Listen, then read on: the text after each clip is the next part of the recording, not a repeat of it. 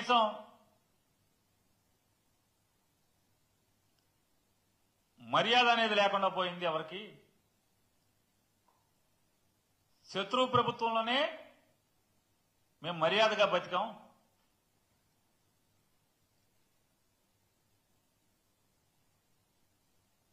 ప్రభుత్వం రాగానే ఒక ఆయన పసుపు బిళ్ళలిస్తాం, ఆ బిళ్ళల జేబుకు తగిలించుకెళ్ళండి, ప్రభుత్వ కార్యాలయాల్లో కార్పెట్ పరిచి పూలు జిమ్మి కుర్చీ వేసి కాఫీ టీ ఇచ్చి మీ పని చేసి పంపిస్తారని చెప్పారు. ఇవాళ గవర్నమెంట్ ఆఫీసులకు వెళ్తే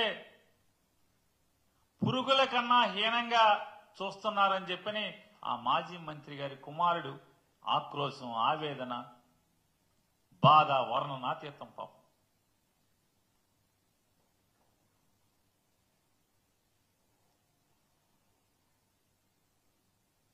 ఇంత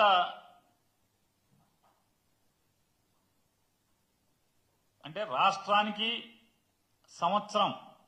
ఒక సంవత్సర కాలంలో ప్రభుత్వం నడిపి ఈ రాష్ట్ర ప్రజలకు చేసింది శూన్యం, ఈ రాష్ట్రానికి చేసింది శూన్యం.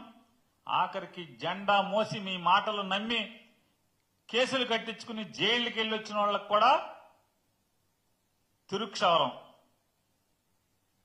ఇది ఇవాళ ఈ రాష్ట్రంలో ఉన్న పరిస్థితుల్ని ఈ మినీ మహానాడుల ద్వారా తెలుగుదేశం పార్టీ నాయకులు, కార్యకర్తలు, శాసనసభ్యులు వాళ్ళ ఆక్రోశ నాడుల్లో వెళ్లగక్కినటువంటి బాధాతప్త హృదయాలతో కన్నీరు మున్నీరైనటువంటి